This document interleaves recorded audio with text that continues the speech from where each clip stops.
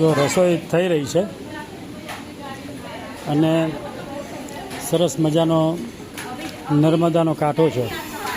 શાકભાજી સુધારા રહી છે.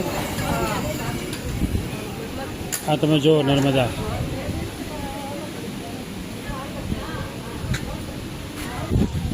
અમે લોકો છે નાની મોટી પનોતી નર્મદાને કાંઠે. સરસ મજાની જગ્યા અને પાછો આ પીપળો. બહુ મજા આવે છે. તમને અંદરનો નજારો બતાવું. કથા ચાલી રહી છે. નારદ મુનિ કહે કે મનુષ્ય લોકમાં મનુષ્ય પોતાનું પાપ કર્મ કરી દુઃખી થઈ રહ્યા છે. તેથી તેમનું જે પણ કોઈ દુઃખ દરિદ્ર હોય તે સહેલા ઉપાયથી દૂર થાય અને તેમને સુખની અનુભૂતિ થાય, સુખની પ્રાપ્તિ થાય તે હું જાણવા માંગુ છું.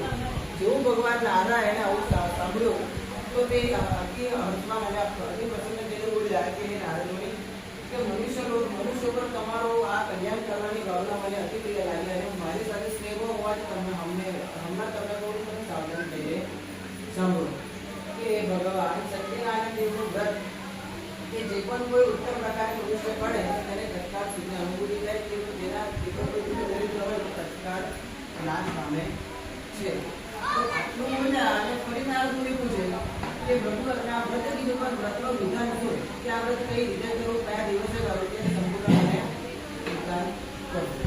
તો વિષ્ણુ ભગવાન બોલ્યા કે આ વ્રત કોઈ પણ દિવસે શ્રદ્ધાપૂર્વક દેવાલય એટલે મંદિરમાં અથવા કોઈ નદી કિનારે પોતાના સગાવાળા મિત્ર મિત્રોને બોલાવી એકઠા થઈ ભગવાનનું સંકીર્તન કરતા કરતા ભગવાનની સ્થાપના કરી. જગ્યા તો બહુ સરસ છે. આ ધજા જુઓ. શનિદેવનું મંદિર છે. બાજુમાં નર્મદા નદી છે.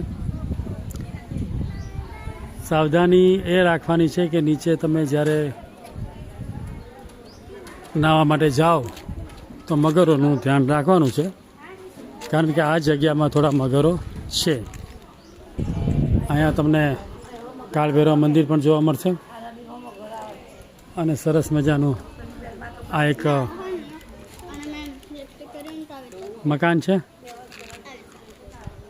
અને આ છે નર્મદાનો પટ.